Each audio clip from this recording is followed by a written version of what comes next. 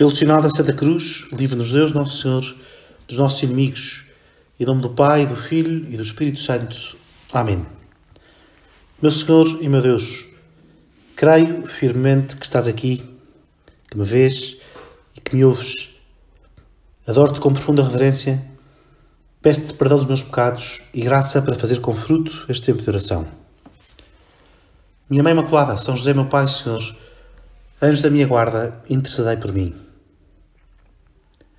Hoje é dia da Epifania. É verdade que celebramos a Epifania no domingo passado, esta visita dos magos ao presépio, dos reis magos ao presépio, e com eles de todos os povos gentios, de todos os povos pagãos, de toda a humanidade. É como que a Igreja a unir-se na sua catolicidade, é Deus a unir todos os homens no seu presépio, em Belém. Belém, a cidade onde Jesus nasceu, tem o seu nome de uma palavra, Belém, que significa terra do pão. Nosso Senhor nasceu na terra do pão, na terra onde o pão da vida, onde o alimento que nos dá a vida decidiu nascer. A cidade de Judá, a cidade de David, a terra do pão. Hoje no Evangelho diz que os apóstolos estavam espantados quando viram Jesus a caminhar sobre as águas, a vir ao seu encontro à meia da noite, porque não conseguiam vencer a tempestade. E Nosso Senhor disse: não temam, não temais, sou eu. Não é? Porque temais, sou eu. Não é? E Nosso Senhor veio ao seu encontro nas águas agitadas deste mar, que é a nossa vida, veio ao nosso encontro assim, e diz-nos: não temas, estou aqui. E depois diz que eles estavam espantados, porque não tinham ainda compreendido o milagre da multiplicação dos pães. Não tinham compreendido que Deus vem para nos alimentar, para nos dar vida, para nos conduzir à vida. E por isso ainda lhes faltava confiança, ainda lhes faltava não ter medo, estar seguros nas mãos de Deus, estar seguros com a presença de Deus no meio dos homens. Faltava-lhes perceber que Jesus nasceu em Belém, na terra do pão, na terra da vida. Veio porque é a vida e para nos dar vida. Faltava-lhes perceber o mistério do Natal. O que é que vem o nosso Deus fazer à nossa terra, à nossa humanidade, ao nosso encontro? Vem para nos dar vida. Vem para nos mostrar o caminho da vida, o sentido da vida, para nos conduzir à vida eterna. Gosto muito de rezar às vezes com coisas um bocadinho mais profundas, com textos mais profundos. Há um texto muito bonito de São Tomás de Aquino, em que São Tomás pergunta se era necessário que Deus se fizesse homem, que Deus encarnasse. E responde que sim, era necessário, não no sentido de Deus não poder salvar os homens de outro modo, mas no sentido de ser a encarnação o modo mais conveniente que Deus encontrou para nos salvar. E desde logo, porque pela encarnação, pelo este mistério que ainda celebramos, o mistério do Natal, e depois todo o mistério da presença de Deus vivo, encarnado na sua humanidade, no meio de nós, que a Igreja continua. Porque a Igreja é a encarnação continuada ao longo da história. Nós temos Deus presente, vivo na Eucaristia e nos sacramentos, e na palavra e no ensinamento da Igreja. É o próprio Cristo que ensina, está vivo no seu corpo. A Igreja é o corpo de Cristo, a encarnação de Cristo ao longo da história. É a extensão do mistério da encarnação ao longo da história. E diz-nos que este mistério da encarnação é o modo mais conveniente de nos salvar. Porque com ele nós aprendemos a caminhar no bem, a progredir no bem. Desde logo, diz São Tomás, no que diz respeito à fé, que se torna mais certa se acreditarmos no próprio Deus que fala. E depois diz: para que o homem caminhasse para a verdade com mais confiança, a própria verdade, o Filho de Deus, tendo assumido a natureza humana, instituiu e fundou a fé.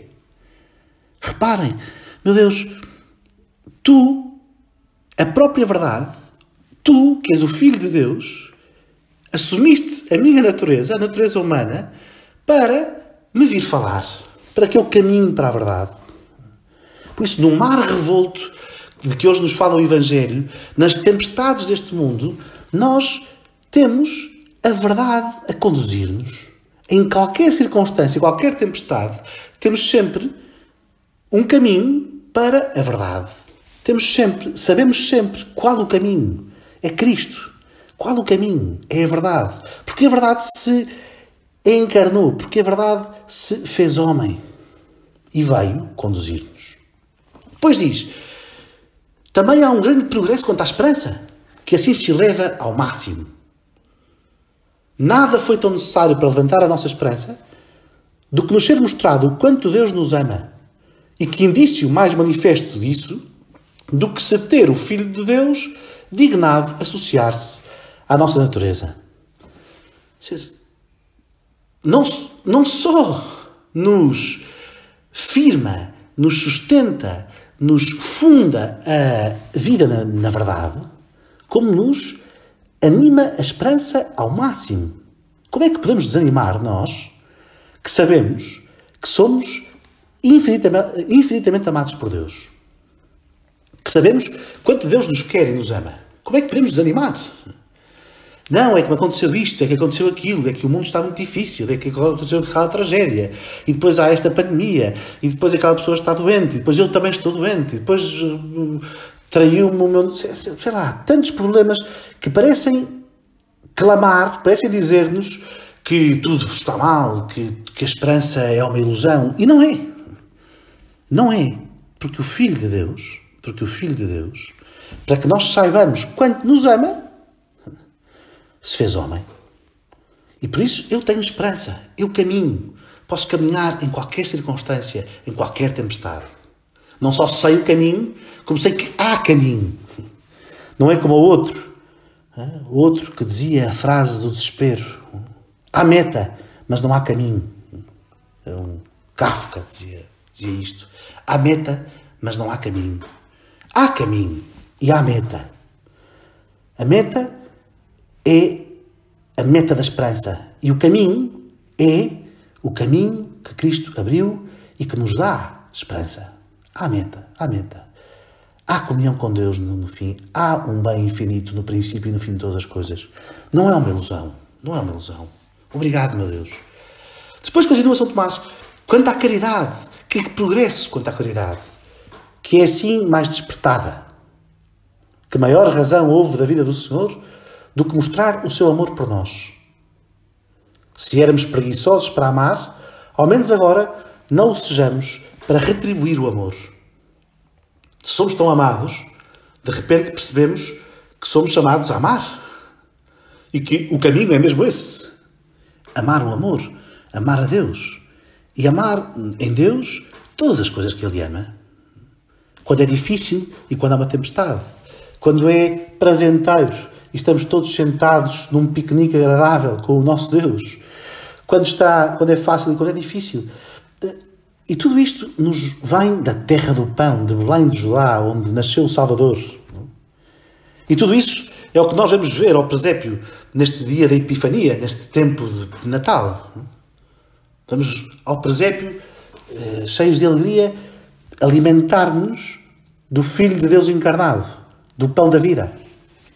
E lembramos-nos que vamos ao presépio sempre que vamos à Santa Missa. Que vamos ao presépio sempre que nos abeiramos da comunhão. Quando nos deixamos alimentar pela graça de Deus, quando queremos a graça de Deus, quando queremos a vida divina. Porque está Deus entre nós. E depois, ainda São Tomás diz a participação plena na divindade, que é a verdadeira bem-aventurança do homem e o fim da vida humana. É o maior progresso que Deus nos traz. É o maior bem que Deus nos traz. Deus fez-se homem para que o homem fosse feito Deus. Deus fez-se homem para que o homem fosse feito Deus. Era mesmo importante que nós repetíssemos, tivéssemos uma espécie de... Lembram-se daqueles cadernos diários dos miúdos que agora escreva 500 vezes no caderno diário a frase que errou no seu ditado. 500 vezes, talvez seja demais, né? Vamos pôr só 50. Mas escrever 50 vezes o nosso caderno diário, no caderno da nossa alma. Deus fez-se homem para que o homem fosse feito Deus. Deus fez-se homem para que eu me divinizasse. Deus fez-se homem para que eu fosse Cristo. Que maravilha! Meu Deus, dou-te graças por tanta bondade.